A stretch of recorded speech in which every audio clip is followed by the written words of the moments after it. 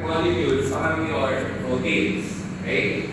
So what do you call these catalytic RNA molecules? We call them ribozymes. Ribozymes. Kakalimutan. So pag nalagay ka ribozymes, these are practically ribonucleic acid enzymes. So that all enzymes are proteins because some are RNA molecules. Now what is a catalyst nga? Speeds up a reaction without being consumed. Tagalog, hindi sila nagagastos pero pinabibilis nila yung rate ng reaction. And keep in mind pa rin, they only increase rate, yung speed ng reaction. They don't increase the amount of product that is expected. Hindi magpabago yung dami ng produkto, pero yung bilis ng formation, pataas. In Tagalog. So some enzymes nga work, some proteins work as chemical storage and transport.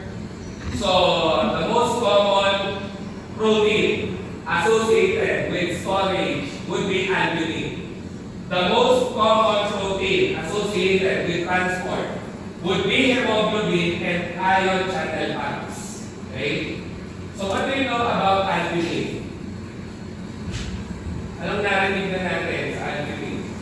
That is the protein that you find where? In the egg white. Egg white. Ito, albumin ko. We also have serum albumin. We can create albumin from the liver. And what is the role of albumin na? Albumin po is the most common, or in other words, water-soluble protein. And by the way, when we use the abbreviation CHON, ang assumption, alam mo agad, it is describing or an abbreviation for proteins. So it's the most common or most abundant serum protein or drug protein binding.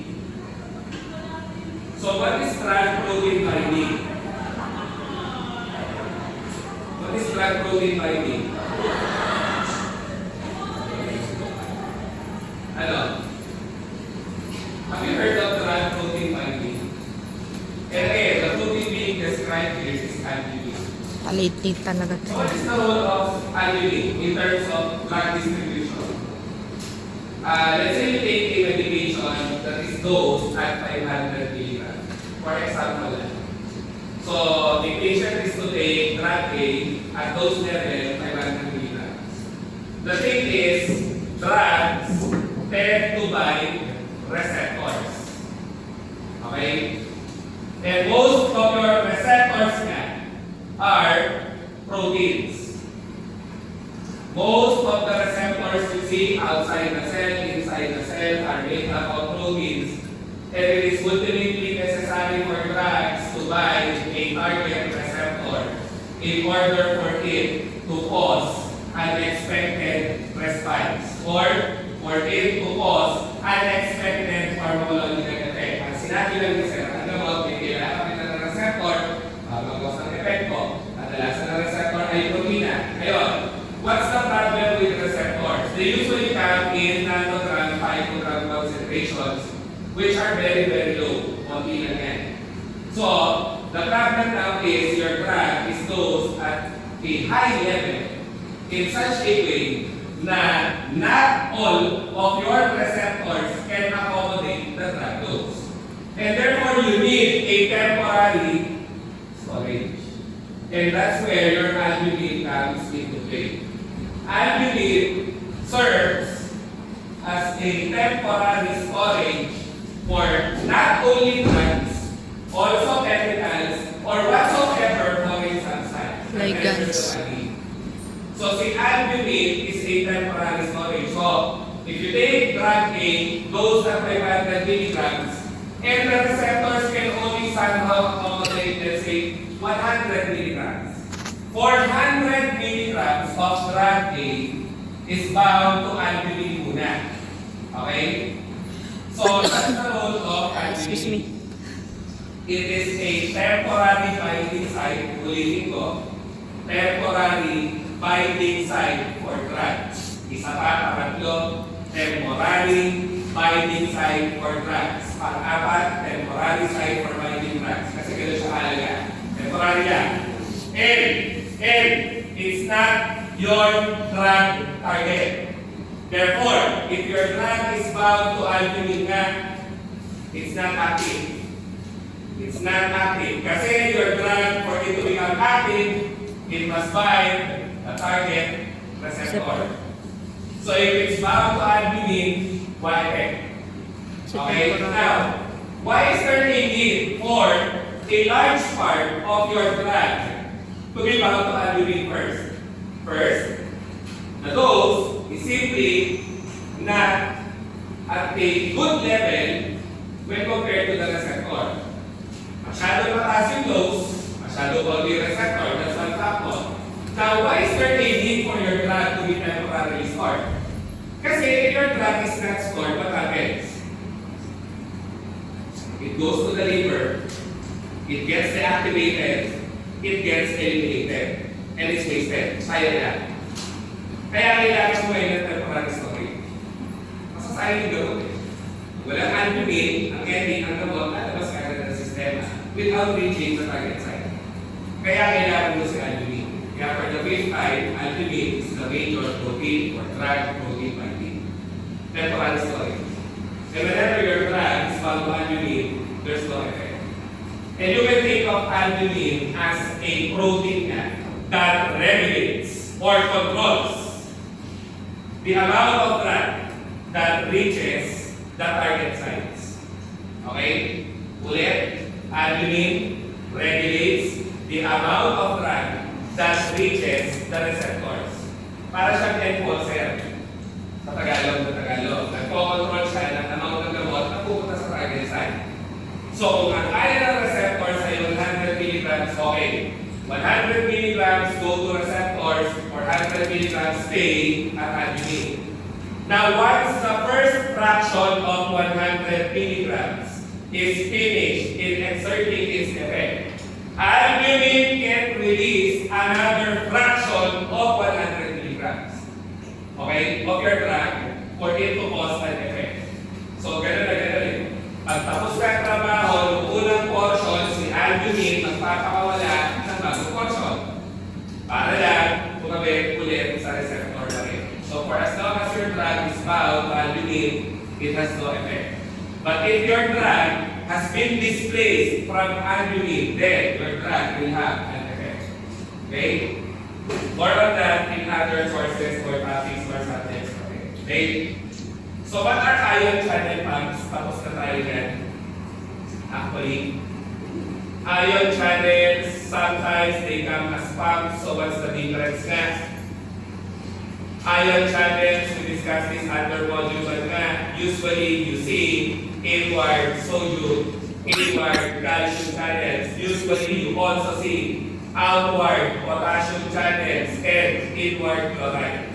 Saan ka naalala pa? And these channels are also proteins. Okay? Now, pumps are also your active transporters.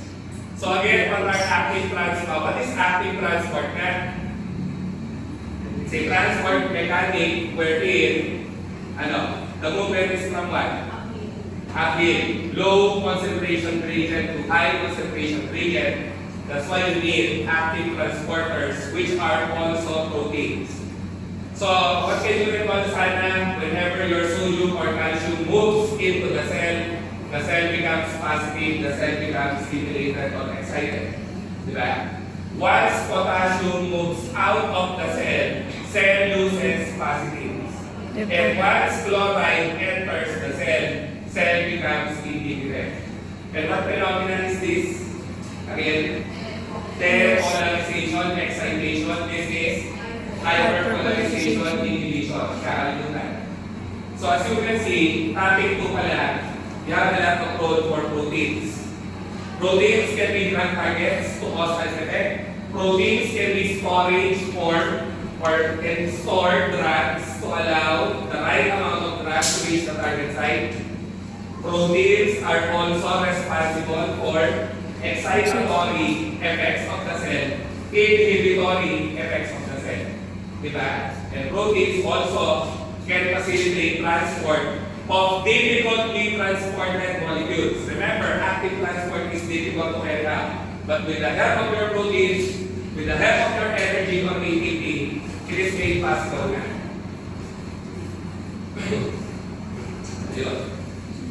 There are some proteins that serve as structural proteins. And when you hear structural proteins, these are still cementing substances to build up tissues, organ systems. Pang-semento, para structural carbohydrates, para structural lipids, is the same. Now, what are the commonly occurring structural proteins found in human beings? Tinatanong yan, nakatanong lang, recent forms. Sino yung tatlo? The structural proteins na. The most abundant is collagen, found in skin. And what is the largest organ of the body? Skin. Diba? O what else?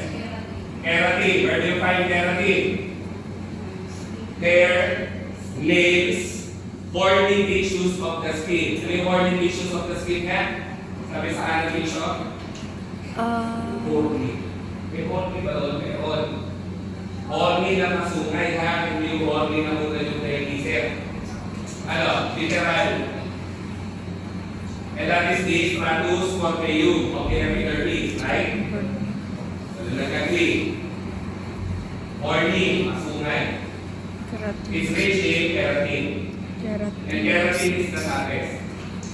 As an evidence, keratin, tuko. Your tuko or nail is one of the toughest tissues found in the body. Linis na, sabi hindi. Sorry. Papasukan lang natin. Okay. Keratin, diba? What else? Okay. Where do you find elastin? Siyempre, obvious, elastic tissues. Such as ligaments, glands, blood vessels. No? So, yun. Okay. Alin din sa tingin nito. Para rin natin ito. Every week.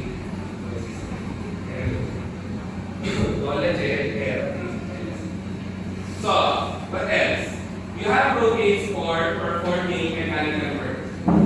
And what are these proteins na? Your contracting proteins. So, what are the two commonly occurring contracting proteins na of the muscles? And don't forget that we have muscles everywhere. You have skeletal muscles or voluntary muscles. You also have involuntary muscles. Sige nga, dapat klaro-klaro. Pag-apak natin ng pharmacology, dapat alam. Voluntary muscles versus involuntary muscles. Of course, your voluntary muscles are under your own volitional control. And it is supplied into by somatic nerves. Tama? Somatic nerves. Kung hindi pa rin pamilya, mas the central nervous system is your brain spinal cord. Brain spinal cord. Okay? That's the CNS. Out of the CNS, you have your two systems or two branches that we call peripheral nervous system. So, the peripheral nervous system is subdivided into two systems. You have your somatic nerves that supply into skeletal muscles. And skeletal muscles are voluntary muscles. That's why we also call them somatic muscles. And skeletal muscles na are also striated. Pag sinabing striated, they are rough, magasta. Okay? So yun. Ulit. Somatic nerves feed into voluntary muscles. And the voluntary muscles are also known as skeletal muscles. Now, your peripheral nerves supply into involuntary muscles. And it is subdivided into smooth muscles and also what? Cardiac muscle. And cardiac muscles are different from smooth muscles. So where do you find smooth muscles? There are smooth muscles in the eyes, smooth muscles in the airways, smooth muscles in the GIT, smooth muscles in the uterus of females, smooth muscles, saan pa? urinary bladder, wherein if the muscle contracts, your urine goes out. If the urinary bladder muscle is relaxed, your urine does not go out. And this will be having medical implications sa ibang subject. Okay? Nag-enumerate lang po tayo ng smooth muscles. And of course, cardiac muscles na are different. But smooth muscles, and all of them are not controlled by our volitional control. Hindi mo na control ang movement ng eye muscles, airways, GIT or gastrointestinal muscles, also blood vessels, also the heart. Hindi mo na control. Okay? So, what are the proteins found in whatsoever muscle to cause contraction? Ano yung dalawa? Contracting protein. Yung dalawa, contracting protein. Actin and action. Actin and myosin gland. You need the two proteins to interact with each other so that the muscles can contract. Without the two contracting proteins, then muscle contraction is not possible. Okay? So yun. Some of your proteins are used for intercellular communication and genetic information storage and retrieval. So what is the central log ulit? DNA, replication, ang dalawa na, mapag-transcribe into RNA. RNA gets translated to protein. So what proteins can regulate genetic expression because they can bind the DNA. Remember, the DNA is double-stranded, and later on, you will learn that the DNA should be split into two. The two strands should be split from each other so that we can create new DNA molecule. And this is the process known as replication. Because if you cut this off, you're now having two DNA molecules. So, si DNA nagbibiyak sa dalawang strand para makagawa ka ng dalawang bagong DNA molecules. Now, histones can bind DNA molecules. So, if histones bind the DNA molecule, the process of unwinding or splitting of the DNA will be halted or hindered. Titigil yan. Can you imagine a string of yo-yo? Yo-yo string, double twist, double helix. Have you tried separating the two strings of the yo-yo? Hindi mo imagine yung yo-yo. Yo-yo. What's Yo-yo yo? is may tali, double helix, Yes. dalawang magka-twist. Pag tinry mo pag-iwalayin, what happens to the supercoil? Mali, sabi ko na. What happens to the coil? It's supercoil, nag-cool. Okay? So, that's the same effect of the histone. It adjusts itself to prevent full DNA separation. And what's the essence of preventing full DNA separation? It is for stopping replication. Why do you need to stop replication? Kasi if it's not stopped, what happens? You develop cancer. Cells. Remember, cancer cells are rapidly dividing cells. Okay? So you need something that can slow down replication, transcription, translation. That's why you need your histones to prevent cancer. And histones again are proteins. There are a lot of proteins and even amino acids and peptides that are able or enable the cells to communicate with each other. So you have your neurotransmitters and hormones. A lot of your neurotransmitters come from amino acids. A lot of your neurotransmitters are also proteins themselves or peptides. Kaya nakalagay doon intercellular communication. Can you give me a hormone that is proteinaceous in nature? Sabi sa anatomy. What is the hormone that lowers the glucose? Insulin. Insulin is a protein. Insulin lowers glucose. So when do you expect to see insulin elevated? Mahirap yan. Ulitin ko insulin lowers glucose. So when do you expect insulin to be elevated? Huh? And that is when? After eating. Hypersensitive. Diba? If you eat, you increase your blood glucose, then it's time for your pancreas to release the insulin. So that insulin can allow you to have your glucose from the food to enter the cell. Kasi siya yung magpapapasok ng glucose sa cell. So how about when you are starving? What hormone is needed? When you are starving, you can afford your glucose level to be further lower. Remember, sabi natin, module 2, hypoglycemia is more dangerous. That's why you need a counterpart of insulin. And what is the counterpart of insulin? Magkaaway ng insulin. Ha? Right. Anong hormone ang kaaway ng insulin? And we are discussing the two because both of them are proteins. Insulin is a protein and the counterpart is also a protein. Okay. Ang itinit ko naman. Gregs. Ha? Ha? Oh, great. Hindi na. Silent answer. Hindi na. Babawin ko. Ha? Final? Sure? Hindi na. Hindi na. Leptin. Hindi ka confident eh. Ano? Final answer. Leptin or cortisol. Glucagon ka. Glucagon ka. Your trigger is diba? It will help you increase your glucose in case you are fasting or not eating. Remember, diba? We don't eat every minute. Hindi na ako kaya every minute. Ano? The exception to the rule. So there are points that your glucose level is low.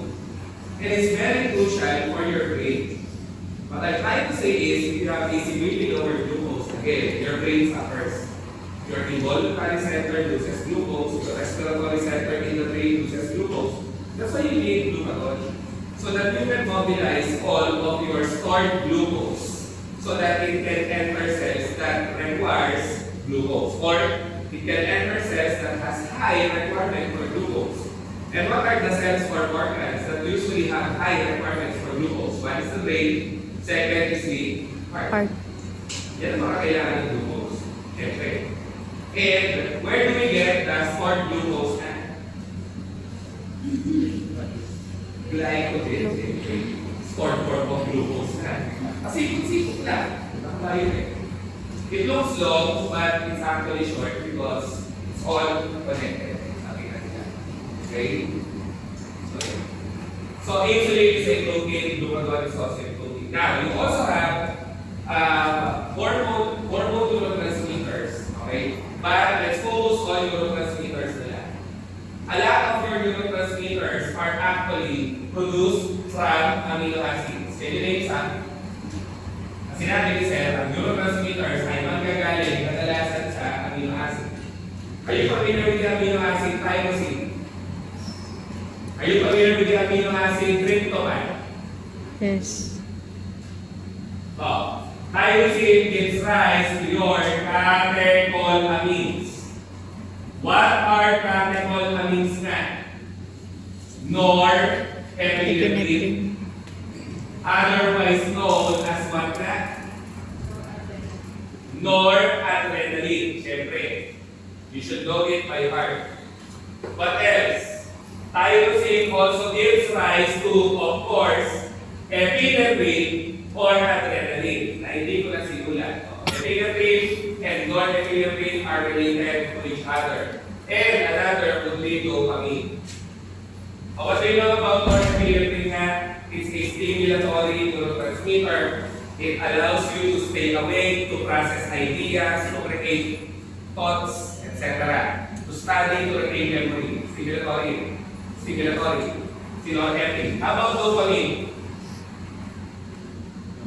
A right level of dopamine allows you to have a rational, state of mind for you to make rational decisions. That's why if your dopamine is too high, what happens? You Masama. develop psychosis. Dopamine at the right level allows you to have a right state of mind. But dopamine at a high level allows you to have a weird and bizarre state of mind. Di ba ba't psychotic? Patay. May sarili sila reality. Tama? They believe in things that sound weird, but to them, that is their reality. Tama? Patay Yung tayo. people lalapit sa'yo, sabi nila, huwag na maningay, ako si Batman sa gabi. Si Jesus Christ ako nung sorry Kadalasan sila, psychosis. Kakasidar na ako nung kapanahunan. What is hallucination? Ano ba hallucination? That's very common in psychotic patients. Hallucination delusion. So what is hallucination? Kung ano-ano na yung mga nakikita mo. You're seeing, Things. feeling, smelling, hearing, tasting, things that are not there. Hallucination nga ay false perceptions. May nakikita ka na, amoy ka, narinig ka, napipil ka na wala naman doon. No? What is delusion? False belief. Dilulu. Yun na nga. Iba yung reality mo. Hindi ako mag-aaral BioChem, makakapuno ko. Diba? Delusion. Diba? Hindi ako papasok, Grabe, sir. makakapuno ko. Delusion. Ano yung sa katotohanan? Yun lang.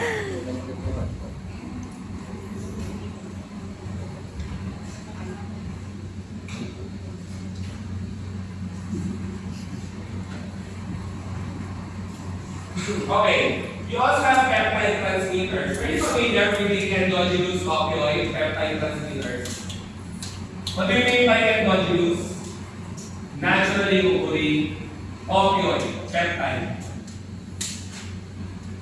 So obviously, these are peptides. And what do you know about peptides, Hannah? Peptides are what? Small fragments made up of amino acids. Okay? Para mas klaro. When amino acid connect to each other, they form peptides. When peptides connect to each other, they produce proteins na nga. And therefore, proteins are large. Proteins are the most biologically active biomolecules. Sige, alam na natin yun. But also, proteins are the largest biomolecules. Sige, pinakalalaki. Okay? So, what do you know about opioids? The most common one from a drug standpoint is morphine. What is morphine? Sige, you might say drug of abuse, tama naman. It's a drug of addiction, substance of addiction. But from a medical standpoint, it's the gold standard pain reliever for patients undergoing severe pain and also surgery. Meron ako marami pa dito, awa ng Diyos na dapat.